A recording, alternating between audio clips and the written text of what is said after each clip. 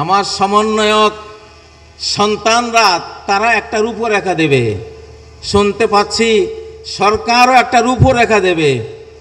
আমি ভাবলাম আমারটা আগে দিয়ে দেই। বিপ্লবোত্তর নতুন বাংলাদেশের নতুন সংবিধান, আল্লাহর নামে যিনি পরম করুণাময় অতি দয়ালু। আমরা স্বাধীন বাংলাদেশের জনগণ ইসলামকে আমাদের শাসন ব্যবস্থার ভিত্তি হিসেবে গ্রহণ করে এবং ন্যায় বিচার ও স্বাধীনতা এবং ঐক্যের নীতিগুলোর প্রতি প্রতিশ্রুতিবদ্ধ হয়ে সংবিধান প্রণয়ন করছি। কোরআনের শিক্ষা এবং মহানবী মুহাম্মদ সাল্লাল্লাহু আলাইহি সাল্লামের সুন্নাহর উপর ভিত্তি করে এই সংবিধান রচিত হবে। এটি আল্লাহর আইন প্রতিষ্ঠা, সামাজিক সমতা নিশ্চিত করা এবং ইসলামী উম্মার সার্বভৌমত্ব রক্ষার জন্য নিবেদিত থাকবে। প্রথম অধ্যায় ভিত্তিমূলক নীতি, ধারা 1 রাষ্ট্রের প্রকৃতি। এটি একটি ইসলামী প্রজাতন্ত্রী বাংলাদেশ, একটি শাসন ব্যবস্থা যা আল্লাহর নীতির উপর প্রতিষ্ঠিত, যেখানে সমস্ত আইন ও নীতিমালা শরিয়া থেকে উদ্ভূত এবং ন্যায় বিচার ও সমতার জন্য নিবেদিত থাকবে। ধারা 2 রাষ্ট্রের লক্ষ্য আল্লাহর সার্বভৌমত্ব রক্ষা করা। 2 সকল নাগরিকের মর্যাদা এবং অধিকার নিশ্চিত করা। 3 নৈতিক, সামাজিক এবং অর্থনৈতিক ন্যায় বিচার প্রচার করা। 4 সমস্ত ধরনের নির্যাতন এবং দুর্নীতির বিরুদ্ধে লড়াই করা। 5 বৈশ্বিক ইসলামী সম্প্রদায় অর্থাৎ উম্মার মধ্যে ঐক্য প্রতিষ্ঠা করা। ধারা 3 নির্দেশনামূলক নীতি, রাষ্ট্র পরিচালিত হবে আল্লাহ ও তার রাসূলের প্রতি সম্পূর্ণ আনুগত্যের ভিত্তিতে।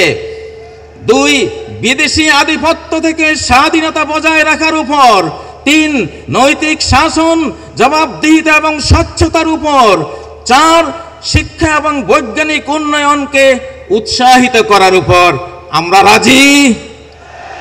কারা কারা রাজি একটু হাত তুলুন। আপনারা কি এই সংবিধানকে ভোট দিচ্ছেন?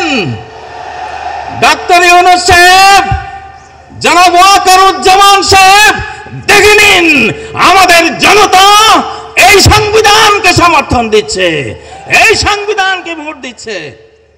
ধারা 4 আমরা একজন সর্বোচ্চ নেতার সুপ্রিম লিডার প্যানেল করব।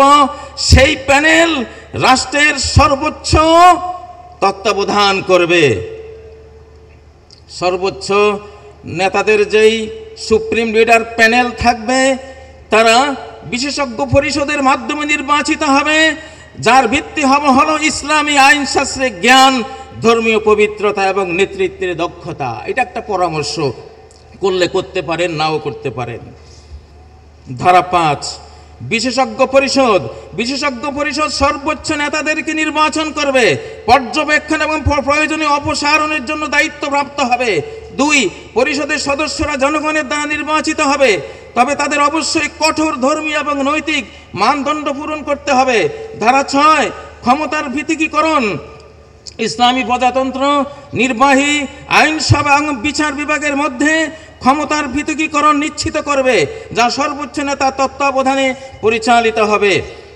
ধারা 7 মৌলিক অধিকার, সকল নাগরিক জাতি বা সম্প্রদায় নির্বিশেষে আইনের সামনে সমান। মুসলিমরা একটি রাজনৈতিক ইউনিট, অমুসলিমরাও প্রত্যেকে এক একটি সমমর্যাদার রাজনৈতিক ইউনিট, কেউ সংখ্যালঘু নয়। 2 ইসলামী নীতিমালার সীমার মধ্যে মত প্রকাশ, সংবাদপত্র এবং সমাবেশের স্বাধীনতা নিশ্চিত করা যাবে। 3 রাষ্ট্র সকল নাগরিকের জন্য স্বাস্থ্যসেবা এবং সামাজিক সুরক্ষা প্রদান করবে, নারী ও শিশুর সুরক্ষা করবে।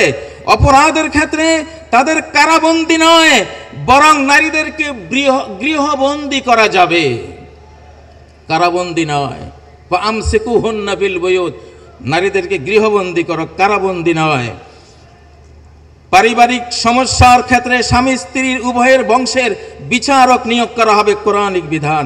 ধারা 8 নাগরিকের দায়িত্ব, নাগরিকদের ইসলামের মূল্যবোধ এবং সংবিধান রক্ষা করতে হবে, জাতীয় উন্নয়ন এবং প্রতিরক্ষায় প্রতিরক্ষায় অংশগ্রহণ করা সকল নাগরিকের বাধ্যতামূলক দায়িত্ব হবে। ধারা 9, সশস্ত্র বাহিনীর তত্ত্বাবধান। সশস্ত্র বাহিনী সরাসরি সর্বোচ্চ নেতৃবৃন্দের কমান্ডে পরিচালিত হবে। তাদের মিশন হলো ইসলামী প্রজাতন্ত্রের স্বাধীনতা এবং ভৌগোলিক অখণ্ডতা রক্ষা করা এবং এর নীতিমালা বজায় রাখা।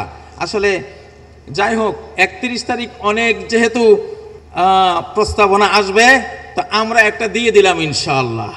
এটা আমরা মনে করি ইসলামই হলো আগামী বিশ্বের লিডিং পয়েন্টে থাকা একটি বিশ্ব বা নিউ ওয়ার্ল্ড অর্ডার এটা হবে ইনশাআল্লাহ। ধর্মীয় নেতৃত্ব এগিয়ে আসছে সারা বিশ্বে, বাংলাদেশে, সিরিয়ায়, আফগানিস্তানে এবং আমরা দেখছি ফিলিস্তিনে, আমরা দেখছি সারা বিশ্বেই ধর্মীয় নেতৃত্ব এগিয়ে আসছে। অতএব ধর্মের বর্মে সুরক্ষিত থেকে, আকাশের অভিশাপ থেকে, জমিনের গজব থেকে আমাদের বাঁচতে হবে। আল্লাহ আমাদেরকে তৌফিক দিন।